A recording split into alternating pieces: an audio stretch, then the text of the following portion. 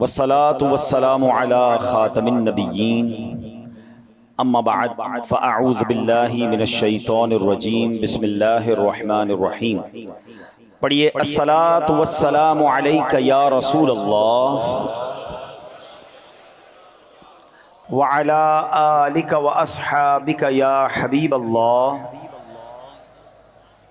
الصلاة والسلام علیک یا نبی اللہ وَعَلَىٰ آلِكَ وَأَصْحَابِكَ يَا نور اللہ۔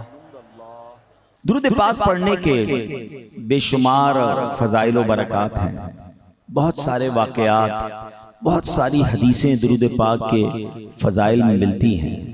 یہاں بہت سارے ایسے لوگ موجود ہوں گے جو کسی پریشانی میں ہوں گے، کسی مشکل میں ہوں گے، کسی بیماری میں ہوں گے، کوئی قرضے میں ہوگا، کوئی بے روزگار ہوگا، کسی پر کیا پرابلم، کسی کی کیا مسئلہ۔ سرکار دو عالم صلی اللہ علیہ وسلم فرماتے ہیں، جس کا مضمون ہے کہ جو کوئی شخص مصیبتوں اور پریشانیوں میں ہو، مصیبتیں اور پریشانیاں اس پر ڈیرا ڈالے ہوئے ہوں، اسے چاہیے کہ مجھ پر کثرت سے درود پاک پڑھے کہ درود شریف مصیبتیں اور پریشانیوں کو لے جاتا ہے۔ شاعر کہتے ہیں نا، دکھوں نے تم کو جو گھیرا ہو تو درود پڑھو، دکھوں نے تم کو جو گھیرا ہو تو درود پڑھو، جو حاضری کی تمنا ہو تو درود پڑھو۔ اگر آپ مشکل میں ہیں، پریشانی میں ہیں، درود پاک کا ورد شروع کر دیں، اپنی آنکھوں سے آپ انشاءاللہ اپنی مصیبت کو حل ہوتے ہوئے دیکھیں گے۔ ایک بڑا پیارا واقعہ کتابوں میں علماء نے لکھا، درود پاک کی بڑی مشہور کتاب ہے آب کوثر، اس کتاب میں بھی یہ واقعہ موجود ہے کہ ایک دوست نے اپنے دوست سے قرضہ لیا۔ اس زمانے میں درہم و دینار چلتے تھے، 3000 دینار قرضہ لیا، مثال کے طور پہ 3 مہینے کے لیے، 4 مہینے کے لیے، کہ اتنے ٹائم میں پیسے واپس کر دوں گا۔ جب ٹائم پورا ہوا تو دوست نے کہا بھائی میرا قرضہ واپس کرو، تو وہ کہتا ہے میرے پاس تو پیسے نہیں ہیں، میرا کاروبار تباہ ہو گیا، میں پیسے نہیں دے سکتا۔ دوبارہ کہا پیسے دو، کچھ دنوں کے بعد کہا میرے پاس کچھ بھی نہیں ہے۔ کافی دن ٹرائی کرتا رہا، کوشش کرتا رہا، پیسے نہیں ملے۔ اب وہ جو دوست تھا وہ عدالت میں چلا گیا، جج صاحب کے پاس جا کر کہتا ہے جج صاحب اس بندے نے میرے پیسے دینے ہیں، پیسے دے نہیں رہا ہے۔ قاضی نے اس کو بلایا، بلا کر پوچھا پیسے دینے ہیں؟ ہاں دینے ہیں۔ اب تمہارے پاس 30 دن ہیں، قرضہ لوٹا دو۔ یہ بندہ گھر آیا پریشان، پیسے تو تھے نہیں، کاروبار ختم ہو چکا تھا۔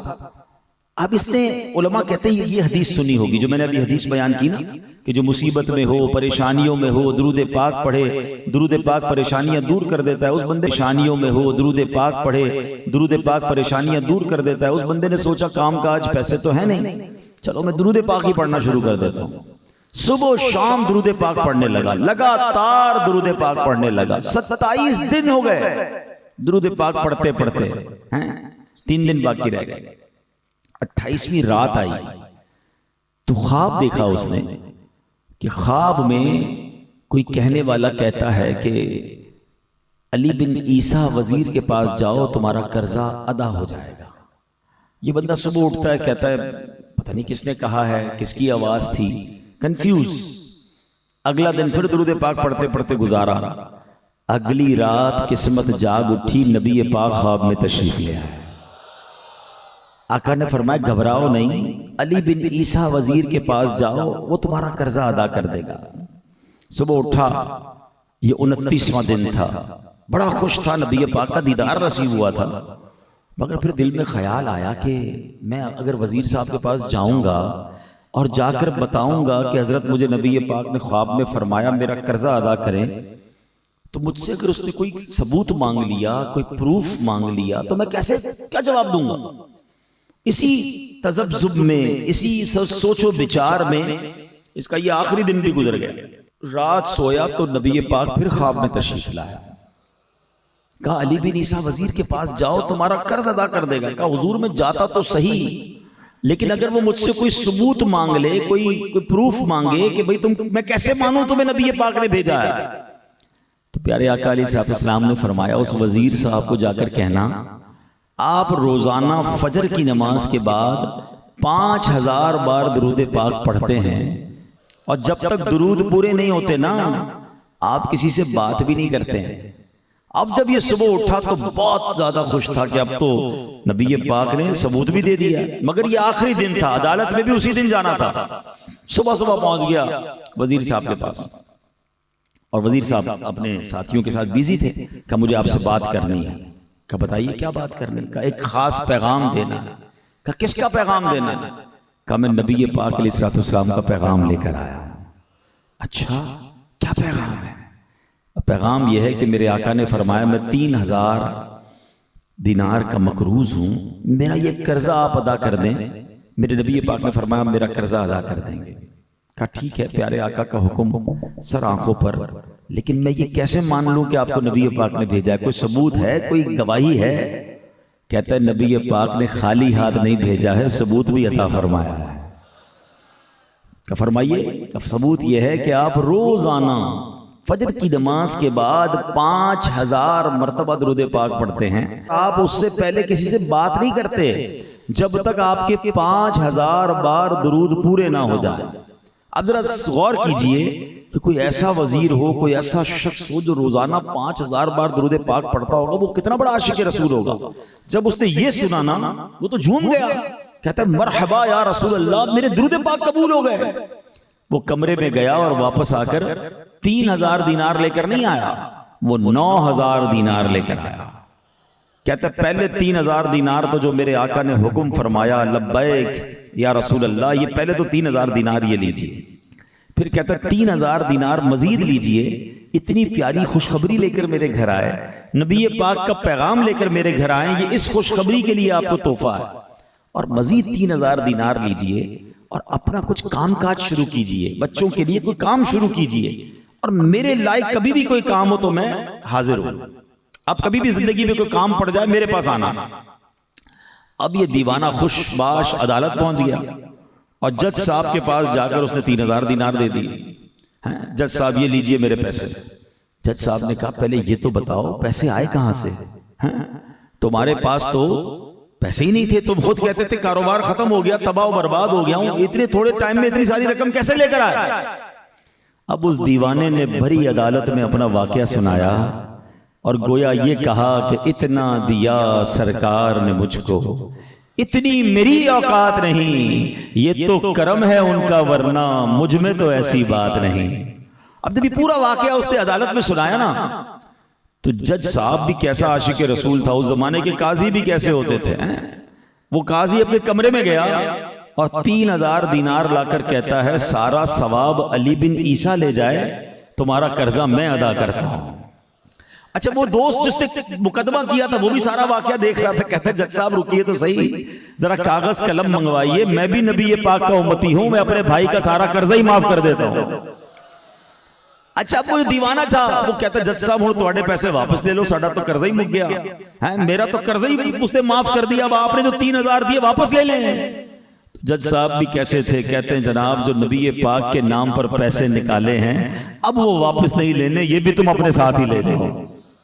اب اس پورے واقعے سے جو کیا ہوا کہ وہ بندہ جو 3000 دینار کا مقروض تھا, جیل ہونی تھی اسے, وہ 12000 دینار لے کر گھر کو خوشی خوشی جا رہا ہے. تو یہ ہے درود پاک. پہلے تو یقین ہونا چاہیے, ٹھیک ہے, اور پھر ہم نے دیکھا ہے بگڑے کام کیسے بنتے ہیں, مشکلیں کیسے آسان ہوتی ہیں, کیوں نہ آسان ہو. خود نبی پاک کی حدیث ہے نا کہ مشکلوں کو دور کرنے والا وظیفہ ہے, پریشانیوں کو دور کرنے والا وظیفہ ہے. تو پلیز ہمارے شہروں میں تو یہ موبائل اور سوشل میڈیا بہت زیادہ آ گیا ہے, مگر سنا یہ کہ گاؤں والے بھی اس میں کسی سے پیچھے نہیں ہیں, سارا دن رات بھر موبائل لے کے بیٹھے رہتے ہیں. تو اپنا فضول ٹائم ضائع نہ کریں, زبان ذکر و درود میں تر رکھیں. یہ اتنی آسان نیکی ہے کہ بیٹھے بیٹھے چلتے چلتے بندہ پڑھتا رہے اور نامہ اعمال میں نیکیوں کا انبار لگتا جاتا ہے. اب آپ بتائیں, آپ ماشاءاللہ یہاں کھیت بہت سارے ہیں, ایک بیج لگائیں اور میں آپ کو کہوں ذرا درخت اگا کر بتائیں, کتنا ٹائم لگتا ہے؟ ایک پورا درخت ناریل کا درخت لگائیں یا جناب کھجور کا لگائیں یا سیب کا لگائیں, جو بھی درخت یہاں لگتے ہوں گے علاقے میں, تو کتنا ٹائم لگتا ہے درخت بننے میں؟ محنت کرنی پڑتی, بیج بونا ہے, کھاد ڈالنی ہے, پانی دینا ہے, 2-3 سال بعد جا کر وہ پھل دیتا ہوگا. سبحان اللہ, ذرا مل کر کہیے سبحان اللہ. اب کہیے الحمدللہ. اب کہیے اللہ اکبر. 1 منٹ پورا نہیں لگا ہے مگر سبحان اللہ. اے میرے پیارے بھائیوں، آپ سب نے انشاءاللہ جنت میں 3 درخت لگا لیے ہیں. جنت درخت بھی کہاں لگے؟ جنت کے اندر. سبحان اللہ. اللہ کے حبیب علیہ الصلوۃ والسلام فرماتے جس کا مضمون ہے جو ایک بار سبحان اللہ کہے اس کے لیے جنت میں درخت لگا دیا جاتا ہے. الحمدللہ کہے جنت میں درخت، اللہ اکبر کہے جنت میں درخت. اتنا آسان. اور ہم ہیں کہ جناب فضول باتیں کیے جا رہے ہیں. تو پہلا آج کا سبق، پہلا آج کا مدنی پھول یہ لے لیں کہ اپنے جیب میں تسبیح رکھیں اور صبح و شام درود پاک، کلمہ پاک، تسبیح پڑھتے رہا کریں. اچھا، ایک سوال کرنا چاہوں گا. اتنی بڑی تعداد میں اسلامی بھائی ہیں، کون کون چاہتا ہے کہ مرتے وقت میری زبان پر کلمہ پاک ہو؟ واہ بھائی، ہر بندہ چاہتا ہے، ہر مسلمان. جس سے پوچھو نا ساری دنیا میں کیوں چاہتا ہے پتہ ہے؟ حدیث پاک کا مضمون ہے کہ جس کا آخری کلمہ لا الہ الا اللہ ہوگا وہ جنت میں جائے گا. تو ہر مسلمان چاہتا ہے کہ کلمے والی موت نصیب ہو. ٹھیک ہے، ماشاءاللہ. اتنے سارے سب نے ہاتھ اٹھایا. اب میں دوسرا سوال کروں گا، ہاتھ نہیں اٹھانا. اب جواب اپنے آپ کو خود دے دینا. آج پورے دن میں کتنی بار کلمہ پڑھا؟ اچھا، پورے ہفتے میں کتنی بار کلمہ پاک پڑھا؟ یہ پورا مہینہ جو گزرا ہے اس میں کتنی بار کلمہ پاک پڑھا؟ اب کمال کی بات نہیں ہے، ہر بندہ چاہتا ہے کہ مرتے وقت کلمہ نصیب ہو جائے. زندگی میں کلمہ پڑھنے کے لیے کوئی تیار نہیں ہے. کیا کر رہے ہیں ہم؟ حالانکہ افضل الذکر کہا گیا. جتنے ذکر ہے نا، سب ذکر میں حدیث پاک میں سب سے افضل ذکر کہا گیا لا الہ الا اللہ، مگر نہیں پڑھتے. نیت کریں انشاءاللہ روزانہ کم از کم ایک تسبیح کلمہ پاک کی پڑھیں گے انشاءاللہ. ہاں، یہ جس دن آپ نے ذکر و درود کرنا شروع کر دیا نا، آپ محسوس کریں گے کہ آپ پر رحمتیں نازل ہو رہی ہیں، آپ کے کاندھوں کا بوجھ اترنے لگ جائے گا، آپ فریش فیل کریں گے، آپ کی فصلیں برکت والی ہو جائیں گی. اللہ رسول کے ذکر کی بڑی برکتیں ہیں. تو انشاءاللہ اب ہم انشاءاللہ اپنی زبان کو ذکر و درود سے تر رکھیں گے انشاءاللہ. ذکر و درود ہر گھڑی ورد زبان رہے، ذکر و درود ہر گھڑی ورد زبان رہے، ورد زبان رہے. میری فضول گوئی کی عادت نکال دو، میری فضول گوئی کی عادت نکال دو. تو انشاءاللہ فضول باتوں سے بچ کر سوشل میڈیا پہ فضول وقت ضائع کرنے کی بجائے ذکر و درود کرتے رہیں گے انشاءاللہ. محبت کے ساتھ درود پاک پڑھ لیں. صلو علی الحبیب صلی اللہ تعالی علی محمد صلی اللہ علیہ وسلم. ایک بہت ہی خوبصورت آپ کو واقعہ سناتا ہوں، اور یہ واقعہ مدینہ پاک کا واقعہ ہے. سرکار دو عالم صلی اللہ تعالی علیہ وسلم نے ایک شخص کے بارے میں نبی پاک علیہ السلام نے فرمایا، اور کیا خوب فرمایا. آپ سنیں گے تو ایمان تازہ ہو جائے گا. سرکار دو عالم علیہ السلام کا ویسے تو ہر فرمان ہی با کمال ہے، مگر یہاں نبی پاک کا فرمان شاید آپ میں سے بہت سارے لوگ پہلی بار سنیں گے. ایک ایسا شخص، ایک ایسے صحابی کہ جن کا انتقال ہوا، ان کا جنازہ تیار کیا گیا. نبی پاک علیہ السلام نے ان کا جنازہ پڑھایا. اس صحابی کی قسمت دیکھیں. مگر پیارے آقا علیہ السلام کو معلوم ہوا کہ یہ شخص جہاں پیدا ہوئے تھے نا صحابی رسول، وہیں ان کا انتقال، اسی شہر میں ان کا انتقال ہو گیا. تو نبی پاک نے فرمایا کہ کاش اس کا انتقال اس کی جائے پیدائش کے علاوہ کسی اور شہر میں ہوتا. ہے نا عجیب بات کہ جہاں یہ پیدا ہوا ہے اس کے علاوہ کسی اور شہر میں ہوتا. صحابہ کرام سارے حیران ہو گئے، عرض کرتے یا رسول اللہ صلی اللہ علیہ وسلم، اس میں کیا راز ہے کہ بندہ جہاں پیدا ہو وہاں نہیں بلکہ کسی اور جگہ پر اس کا انتقال ہو؟ تو پیارے آقا علیہ السلام نے فرمایا کہ جب آدمی اپنی جائے پیدائش کے علاوہ دوسرے شہر میں انتقال کرتا ہے تو اس کے پیدا ہونے کی جگہ سے لے کر اس کے مرنے تک ساری زمین کی پیمائش کر کے اتنی زمین اسے جنت میں عطا کر دی جاتی ہے. کیسی کمال کی بات ہے کہ بندہ پیدا کہیں ہوا، انتقال کہیں ہوا، اس کے درمیان جتنی جگہ ہے نا وہ ساری جگہ کی پیمائش کی جاتی ہے اور اتنی جگہ اسے جنت میں عطا کر دی جاتی ہے. اللہ اکبر. اے میری پیاری اسلامی بھائیوں، اب ذرا غور کیجئے، ہم پیدا وہاں ہوتے ہیں جہاں اللہ چاہتا ہے.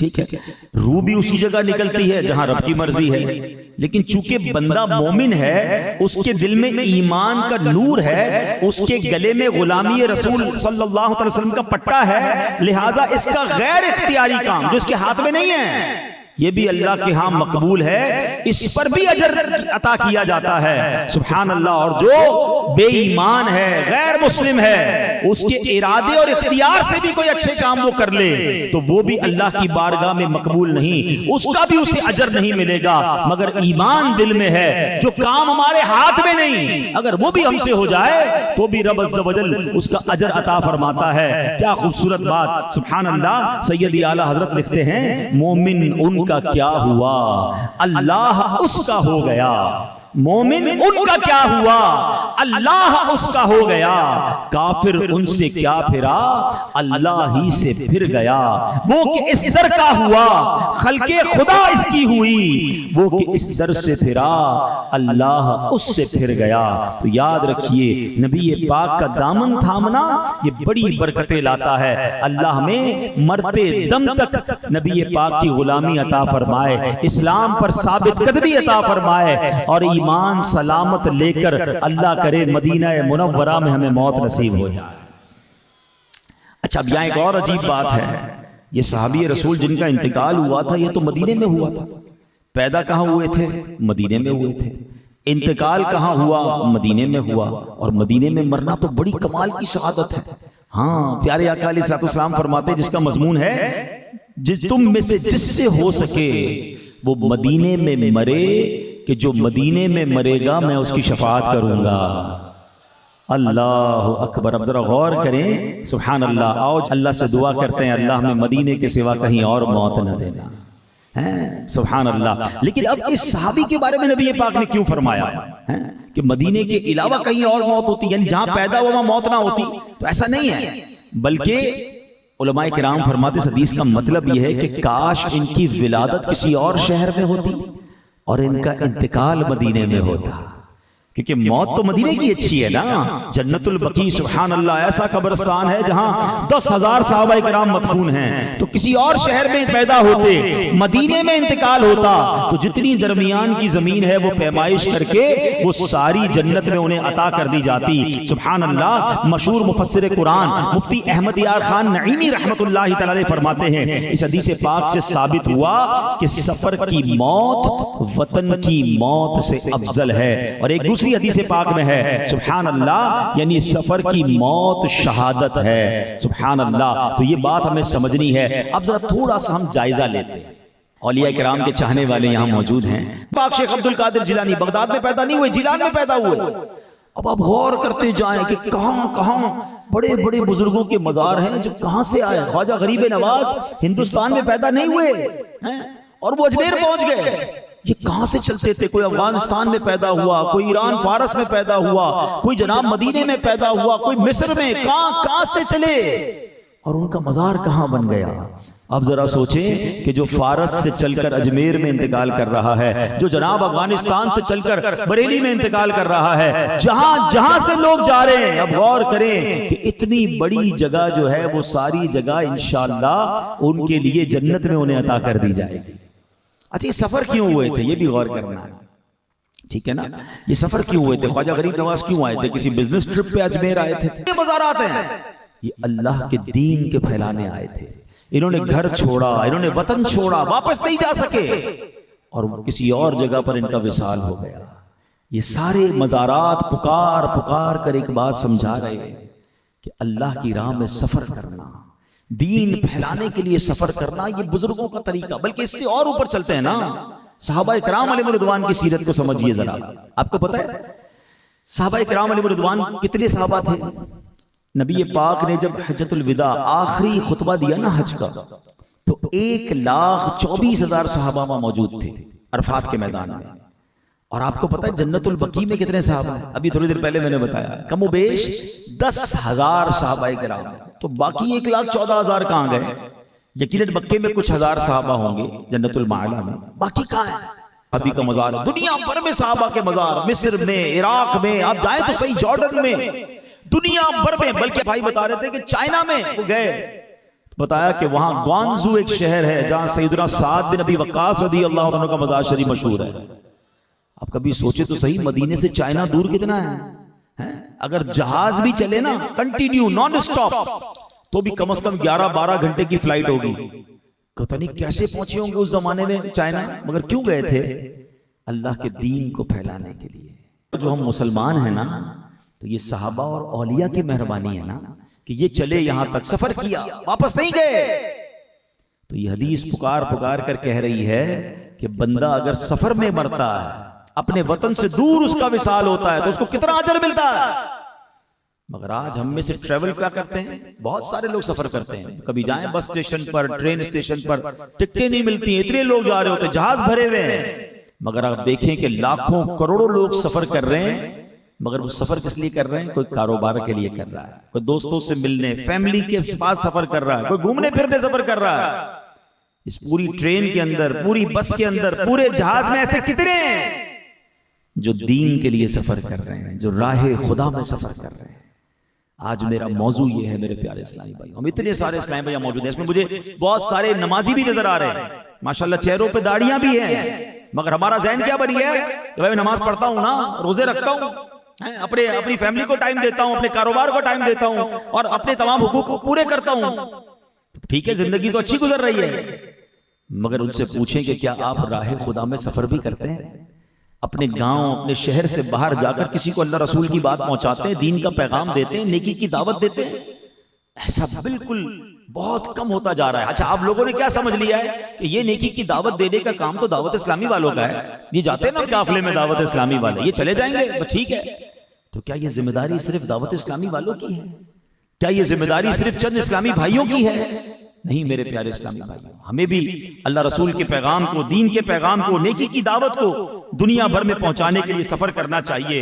اور اس کے فضائل کتنے ہیں, کبھی آپ سوچیں تو ایمان تازہ ہو جاتا ہے. بخاری اور مسلم کی روایت سنیے, رسول ذیشان مکی مدنی سلطان صلی اللہ علیہ وسلم نے فرمایا, اللہ پاک کی راہ میں صبح یا شام کرنا دنیا اور جو کچھ دنیا میں ہے اس سب سے بہتر ہے. یعنی اس دنیا اور اس دنیا میں جو کچھ ہے, دنیا و ما فیہا, جو کچھ اس میں ہے سب سے بہتر ہے. ایک اور حدیث پاک سنیے, حضرت ابو ہریرہ رضی اللہ عنہ حدیث کے راوی ہیں, ترمذی شریف کی حدیث ہے کہ نبی پاک علیہ السلام نے فرمایا, کسی بندے پر راہ خدا کا غبار اور دوزخ کا دھواں جمع نہیں ہو سکتا.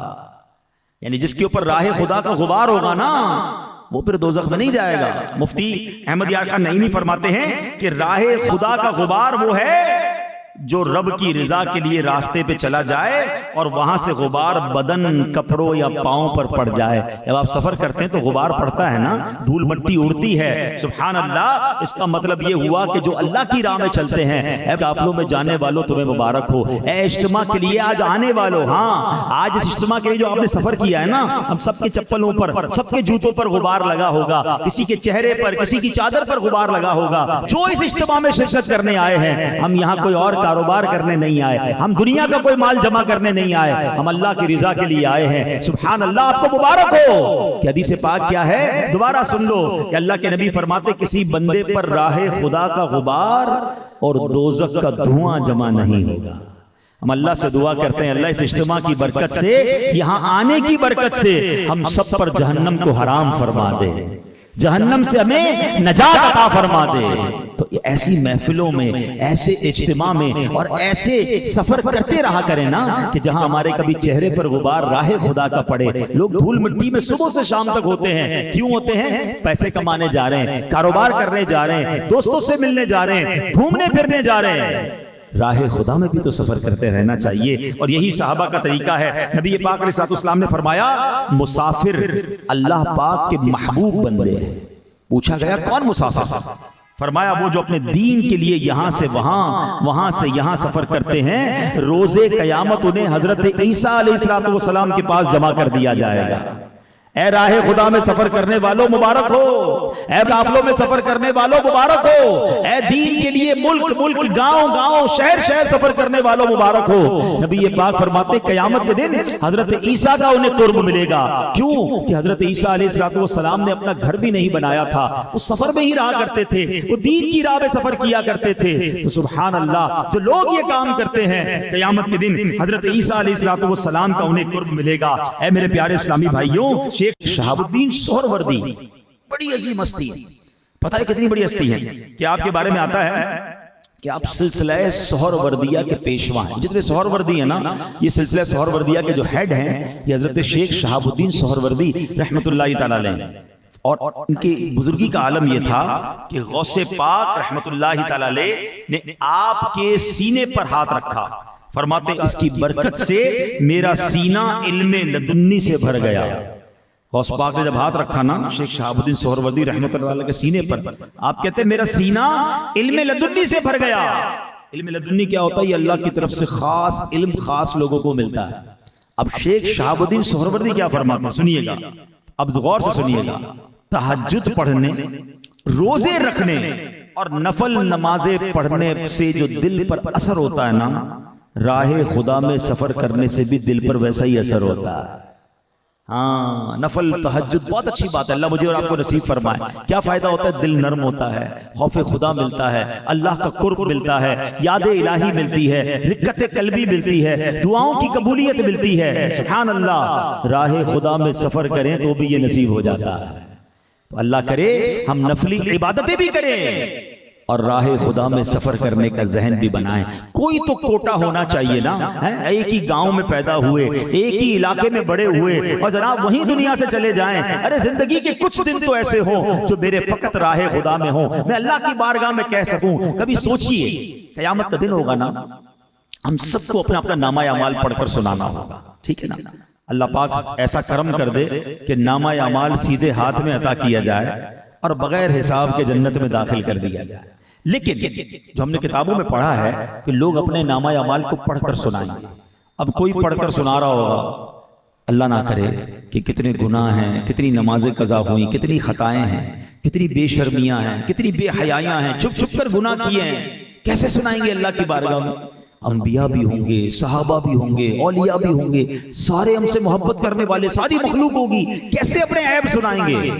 اب سوچیں اس دن قیامت کے دن کوئی اپنا نامہ اعمال پڑھتے پڑھتے اللہ کی بارگاہ میں کہے مولا یہاں سے لے کر یہاں تک کوئی کام نہیں کیا، فقط تیرے دین کی خدمت کے لیے سفر کرتا رہا، میں 12 ماہ کے سفر میں تھا، میں تو یہ پورا مہینہ میرے مولا راہ خدا میں تھا، اے اللہ یہ 12 دن میں اپنے گھر میں نہیں تھا، میں تو دین کی خدمت کے لیے سفر کرتا رہا، اے اللہ یہ والے 3 دن بلکہ ہر مہینے 3 دن، اے اللہ میں فقط سارے کام چھوڑ کر تیرے دین کی سربلندی کے لیے سفر کرتا، گاؤں گاؤں جاتا، شہر شہر جاتا، لوگوں کو نماز کی دعوت دیتا، نیکی کی دعوت دیتا، اے اللہ خود بھی تیرے گھر میں رہتا تھا۔ اللہ اکبر، جو مسجد میں رہتا ہے، قافلوں کی ایک اور کمال کی بات تو یہ ہے کہ بندہ رہتا کہاں ہے؟ اللہ کے گھر میں رہتا ہے اور کہیں نہیں رہتا، اور جو رب کے گھر میں رہتا ہے، بتاؤ تو صحیح آپ کے گھر میں کوئی مہمان آ جائے، آپ گاؤں والے تو ویسے ہی بڑے مہمان نواز مشہور ہیں، تو کتنا اس کا خیال رکھتے ہیں، اس کو خوش کر کے بھیجتے ہیں، تو جو بار بار اللہ کے گھر میں جا کر رہے گا، سوچو تو صحیح اللہ اس کو کتنا خوش کر کے لوٹائے گا، اس کی کیسی جھولیاں بھر دی جائیں گی۔ اور سبحان اللہ، اللہ کے گھر میں قیام کرنے والے، اللہ کے گھر کو مسکن بنانے والے، مسجدوں کو آباد کرنے والے، یہ اللہ کو کتنے پسند ہیں، ذرا سنتے جائیے، اس کو بھی سنتے جائیے اور مسجدوں سے پیار کیجئے۔ سبحان اللہ، اللہ کے حبیب علیہ السلام کا آپ کو فرمان سناتا ہوں کہ مسجدوں کی کیا، مسجد کے اندر جو ہے جو بندے رہتے ہیں ان کو کس قدر برکتیں ملتی ہیں۔ اے میرے پیارے اسلامی بھائیوں، حدیث پاک میں ہے جس طرح کوئی شخص کھو جائے، اس کے گھر والے تلاش کرتے پھریں اور اس کا کہیں پتہ نہ چلے، پھر کافی عرصے بعد وہ کھویا ہوا شخص گھر واپس آ جائے تو جتنی خوشی ان گھر والوں کو ہوتی ہے، اللہ پاک اس بندے سے اتنا خوش ہوتا ہے جو مسجد کو ذکر و نماز کے لیے اپنا گھر بنا لیتا ہے۔ اللہ اتنا راضی ہوتا ہے اس سے۔ بندہ کھو جائے اور بڑے عرصے بعد گھر آئے تو کیسا ماں لپٹ کر سینے لگاتی ہے، کھویا ہوا واپس آ گیا۔ مسجد کو اپنا ٹھکانہ بنا لیں، ذکر و نماز کے لیے اپنا گھر بنا لیں۔ اب غور کریں، اتنے سارے میرے بھائیاں بیٹھے ہیں، کتنی بار مسجد جاتے ہیں؟ یہ ایک الگ مسئلہ ہے۔ ہاں مسجد نہیں جاتے، ہمارا تعلق مسجد سے بہت کم ہو گیا ہے۔ علماء کہتے ہیں کہ جس کا ایمان کی مضبوطی چیک کرنا ہو یہ دیکھو کہ وہ مسجد سے اس کا تعلق کیسا ہے۔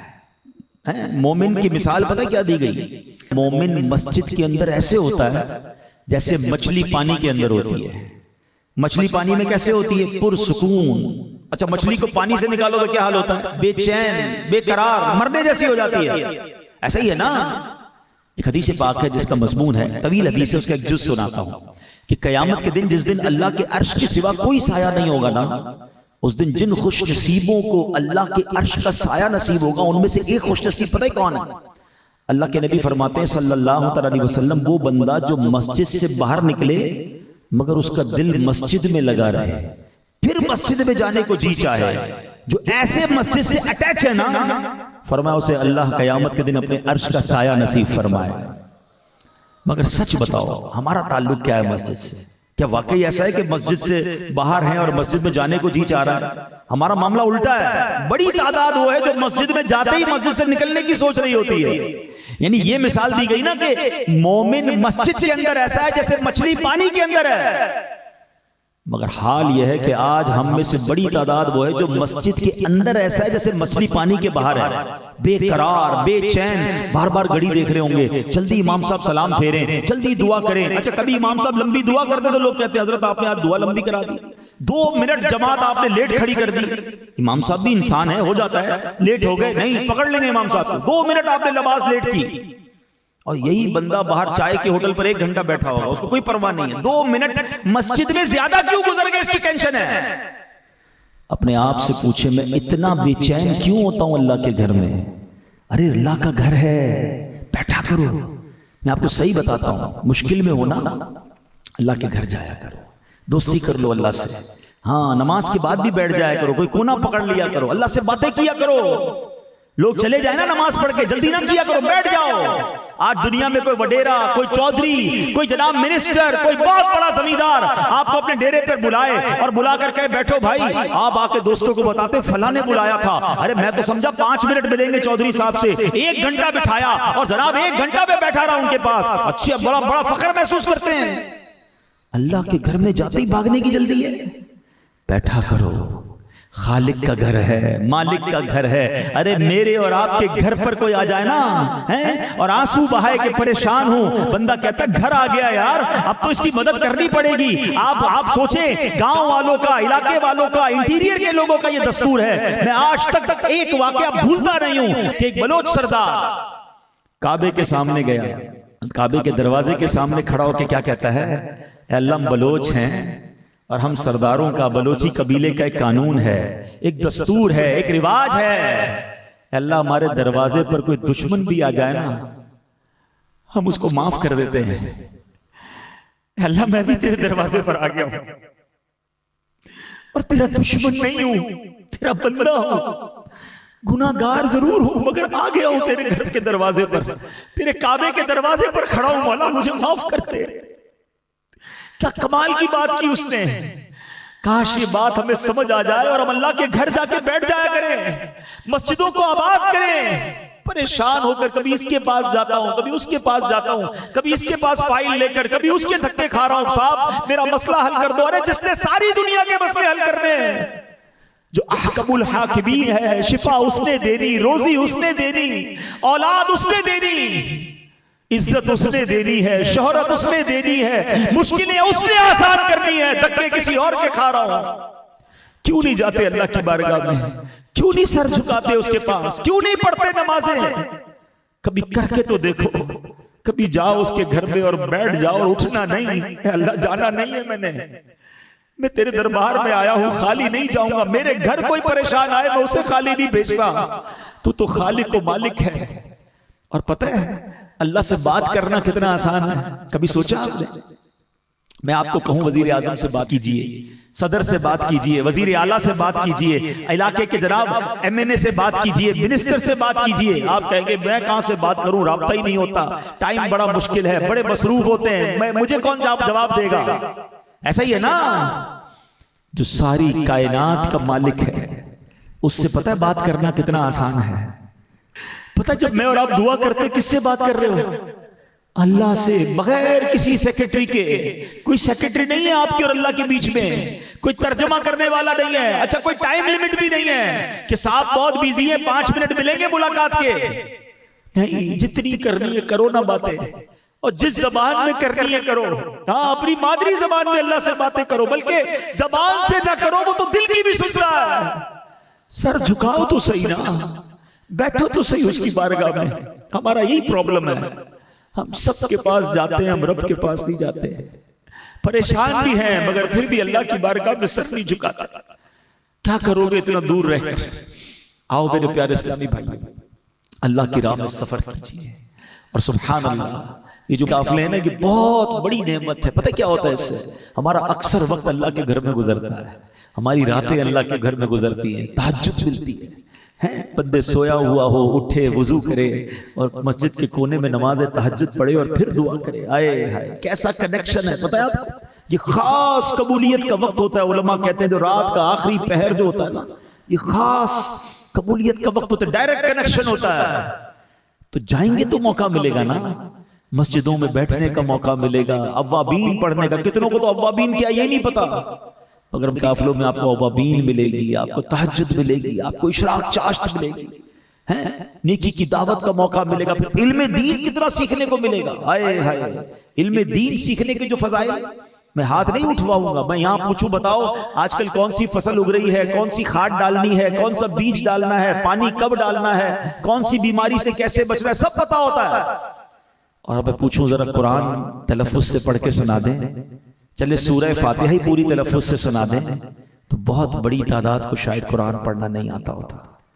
نماز کے فرائض کتنے ہیں, نماز کی شرائط کتنی ہیں, وضو کے فرائض کتنے ہیں.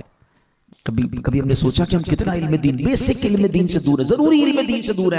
ہم بالغ ہیں تو پاک ہونا ضروری ہے. ہم میں سے کتنوں کو پتا ہے کہ غسل کے کتنے فرائض ہیں, کپڑے ناپاک ہو جائیں تو پاک کیسے کرنے ہیں. ہمارے گھر میں جنازہ ہو جائے ہم پریشان ہو جاتے ہیں کیونکہ گھر میں کسی کو غسل دینے نہیں آتا, مولوی صاحب کو ڈھونڈو.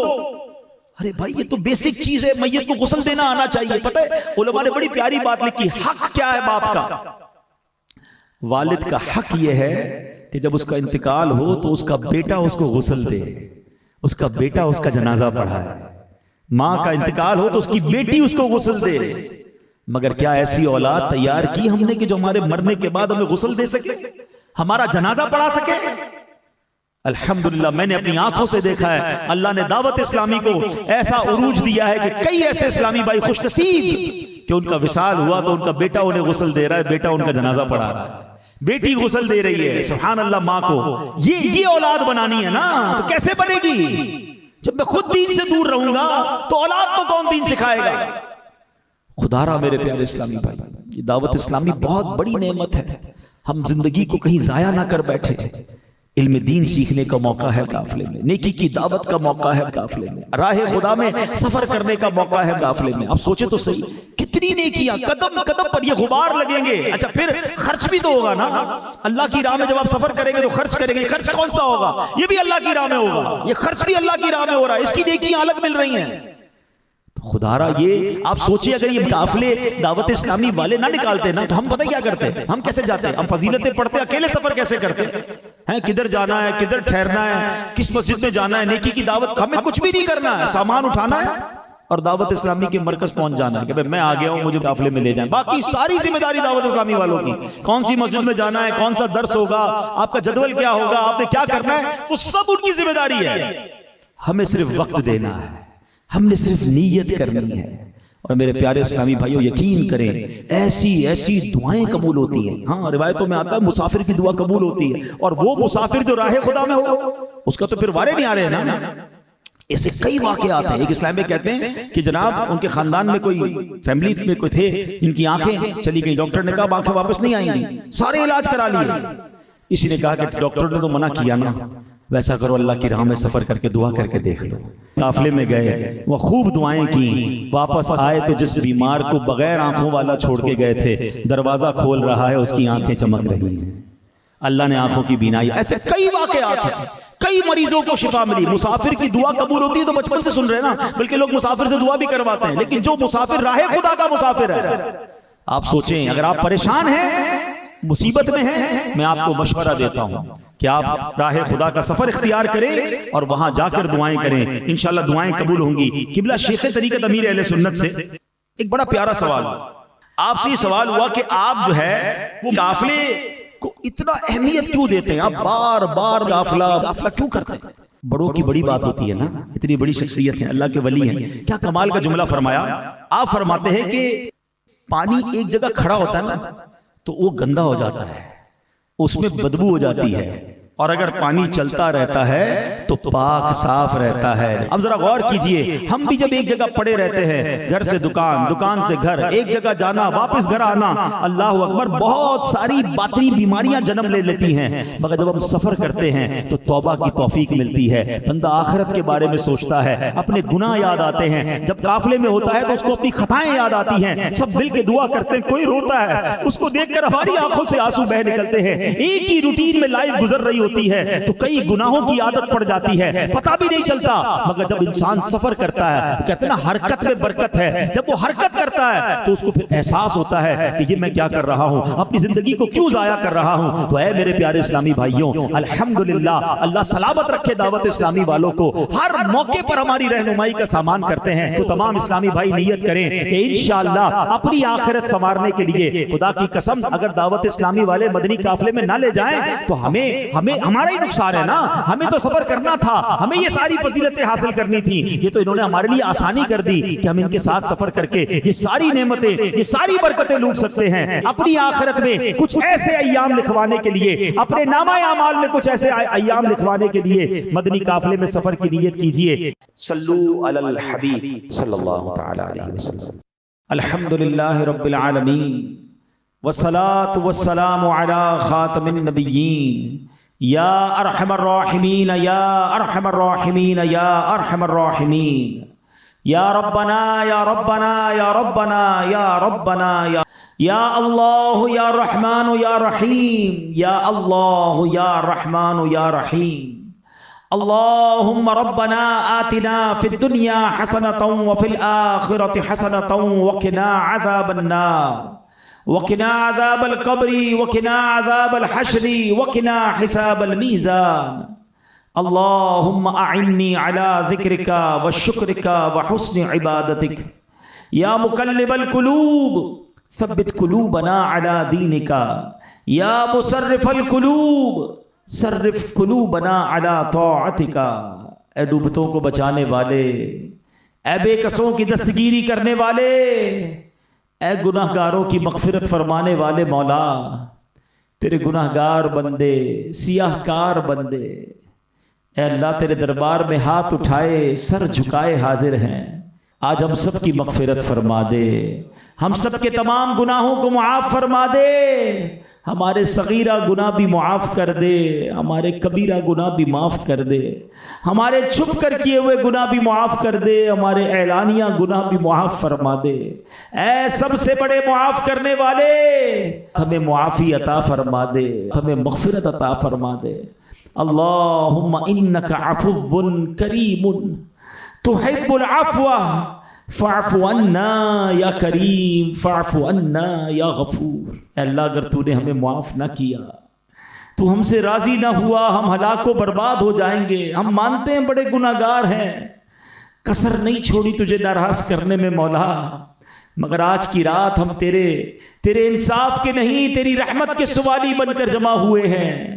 اے اللہ آج ہم سب کی مغفرت فرما دے، ہمارے ماں باپ کو بھی بخش دے، ہمارے ماں باپ کے گناہ بھی معاف کر دے۔ اللہم ارحمہما کما ربیانی صغیرا، اے اللہ ہمارے بھائی بہنوں کو بخش دے، ہمارے بیوی بچوں کو بخش دے۔ اے اللہ سرکار علیہ الصلوۃ والسلام کی ساری امت کی بخشش فرما دے۔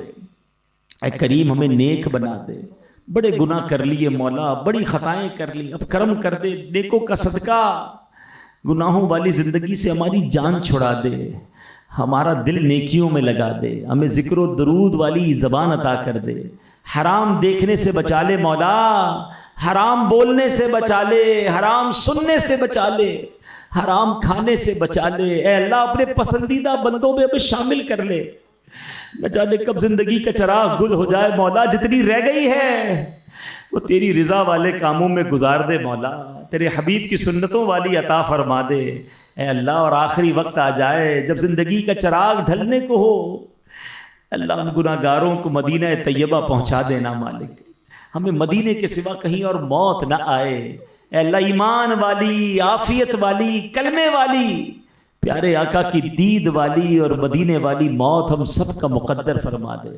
اللہم ارزقنا شہادتاً فی سبیلک واجعل موتنا فی بلد حبیبک صلی اللہ تعالی علیہ وسلم۔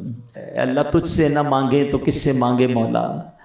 آج بڑی امید لیے آئے ہیں مولا، کئیوں نے پرچیاں بھجوائی ہیں، کئیوں نے پیغام بھجوایا ہے اے اللہ، آج بڑی امید لیے ہاتھ اٹھائے ہیں مالک۔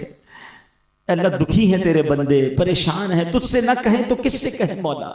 تیرے سوا کون ہے ہمارے دکھوں کو خوشیوں میں بدلنے والا، ہمارے بیماروں کو شفا دینے والا، ہماری پریشانیاں دور کرنے والا؟ اے مولا آج کرم کر دے، ہمارے سارے بیماروں کو شفا عطا فرما دے، قرض داروں کے قرضے اتر جائیں، بے اولادوں کو نیک اور صالح اولاد مل جائے، اے اللہ روٹھوں کو منا دے، بچھڑوں کو ملا دے، جن کے رشتوں میں رکاوٹیں اچھے اور نیک رشتے عطا کر دے، جن کے رشتے ہو گئے ان کو گھروں میں خوشیاں عطا کر دے اے کریم اے کریم۔